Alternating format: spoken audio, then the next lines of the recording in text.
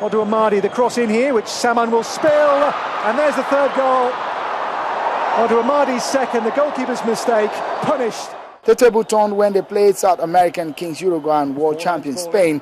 The back-to-back defeat that saw the 18-match unbeaten run of the Super Eagles come to an end. And scraped home by Diego Lugano. Silva and Pedro. Oh, Torres! Well, Torres. The ball enthusiasts are weary the choice of players whom they perceive as being overwhelmed by the big occasion.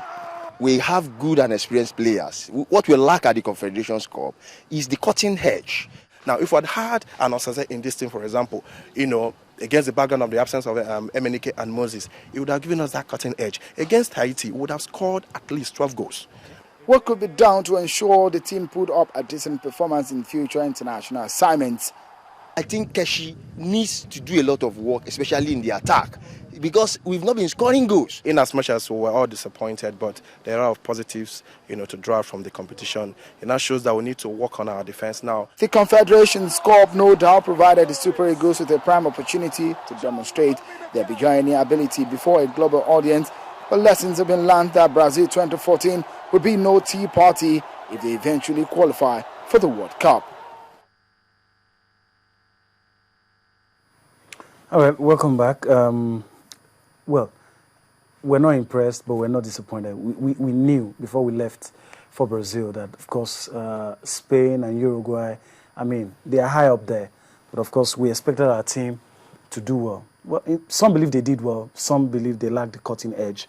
But let me allow the guys in the studio to talk about briefly, because we have to go on to other things. Okay. But what's the way forward? Let me start with Toby. What's the way forward? You're clearly not pleased with the performance at the Confederations Cup, but are there any positives? Yeah, I think a lot of positive from that tournament. The likes of Echejile, did well.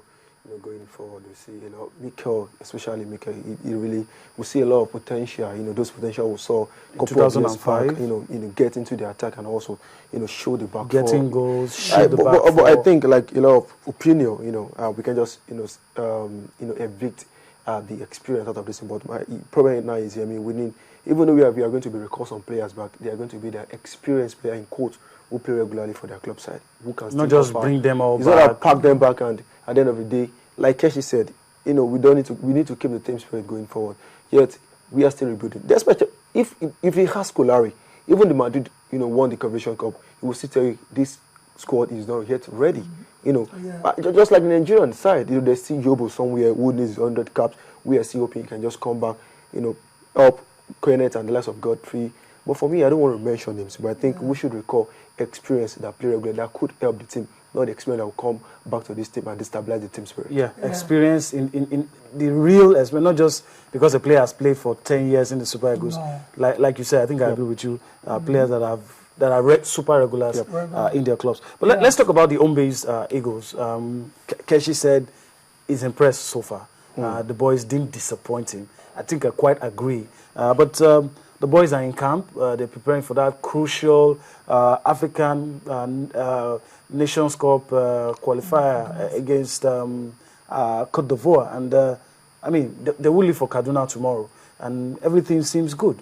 Yeah, everything seems good. The players are in camp right now. And judging by the line, the team list that was released here, there's a lot of experience in that team right now. You have the likes of Borbona and Chigozie Agnew. These guys have been with the Super Eagles.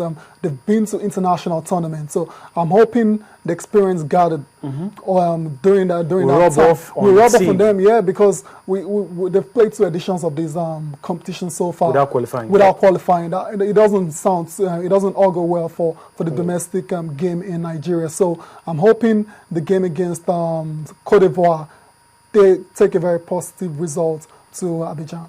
Okay. We'll have to come back to Keshi, even though I wanted to avoid this. But this issue about who gets to pick players, he hasn't left us. The football authorities in Nigeria are clearly not pleased with what they saw at the FIFA Confederations Cup.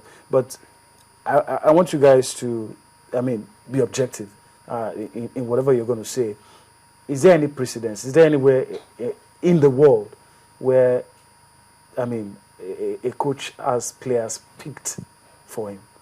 I want to be sure. Yeah, I will never agree with the Hefe. Yes, they are in charge, but we are talking about planning tactics of this team. Picking players to start and those that will be on the bench and invite Super Eagles players to the camp, which means and those that will be in the scheme of it is teams. the job of the technical crew of the national team, not the Hefe. Yeah. The Hefe have their own job. Let them face their own job and do it better. This is Keshi job, and Amokachi and the rest of the guys. Let them do it at the very best. See, it's all about you play. Sometimes you might be getting it right. Ideye has been fantastic in Ukraine. He scored plenty of goals in the league. If it's difficult to adapt to catch it happens. You might be scoring goals in Europe. You might be doing well as a developer, goalkeeper, but come down to the Super Eagles and feel, to adapt to Keshi tactics. It does happen. I think the FA should watch their words and allow Keshi do his job. If you don't want Keshi as the technical advisor of the team anymore, you can sack him rather than say you want to pick players for him. It is never done anyway. I am just going to say every managers, they know their onions. Managers like Keshi that has been all over Africa and has coached teams to actually qualify for the World Cup will not sit around and allow the NFF choose players for him. So, like Toby just said now, if the NFF are not satisfied with what Keshi is doing now, they know what to do. But Keshi is not going to allow anybody pick his team for him. That's very, very sure. I just picked that out because at this crucial period, we don't need to get distracted. No. And things like this could definitely and I think it's only when you talk about the European player you see many people coming up with opinion. When you talk about the home base, nobody will come and tell you Keshi, why don't you invite them, because they don't know them. It's only those that they hear their news. How many of them will tackle Keshi about the 24-man list? How many of them? Okay, because they probably don't know those players. Okay, let's hope again. Hope is the key word, that everything will be sorted out, and of course we will move on. And this man in your picture, we get things right with the Super Eagles. We get to be in Brazil, get to do well. No African team has gone beyond the quarterfinal. We are hoping that Nigeria will be the first team to do that, especially because also win the title. Okay. Hopefully, hopefully.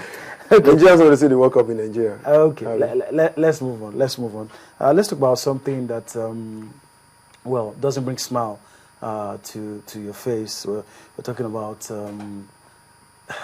the man in your picture. I almost can't say his name. The late Thompson Olia. I mean, I was privileged to see him at Algiers 90, Senegal 92, USA 94. Those kind of players that don't grab the headlines. Those kind of players, you only get to know them by what they do on the field. Exactly. They don't have opinions. They don't say things to journalists. They just get to the field and do business. Absolutely. And it came as a shock to all of us yesterday when it was announced that this 44-year-old had died. I mean, we didn't anticipate it. There was no sign. It didn't give us brief illness, signs of headache. He was even on duty on Saturday with the Kora Academy, which is the coach of the academy in Ilorin. And, surprisingly, he complained about malaria. And on Sunday, they announced his death. A legend in Nigeria.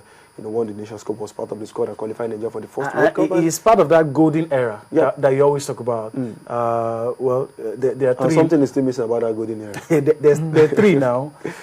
One defender, Uche Okafor, Rashid Yekini, and now Thompson. But we're saying this because it was rumored, it's not confirmed, but it was rumored that his last wish was that the promise that the federal government made to these guys when they won. I mean, I find it hard to believe that promise has not been redeemed. But let's assume it hasn't. But now that this man has died, we hope that we get to celebrate our heroes while they are with us, not get to say... I mean, I feel sad saying this about Thompson Olia now that he's dead. It's very, very sad, and it's very, very unfortunate that these are legends that did well for the Nigerian national team. They set a big record, won our first Nations Cup and also qualified for the first World Cup. And talk about the promise they are here to get. I think it's very, very unfortunate for these guys. 3 of them is no more. I just hope, because we are talking about the government right now. It's not about the Hefe. We just hope the government could just check their books and try to redeem their promise. Their pledge. If indeed these reports are actually true about them not renew getting what they promised them, then the authorities they know what to do, because it's better late than never. That's what I'm just trying to say. Like, they can still there's some of these squad members that are still alive, and they can always and the dead ones have family members. Exactly. Okay, let's move on to an initiative that is trying to honor sportsmen, not wait till they are dead, to honor sportsmen while they're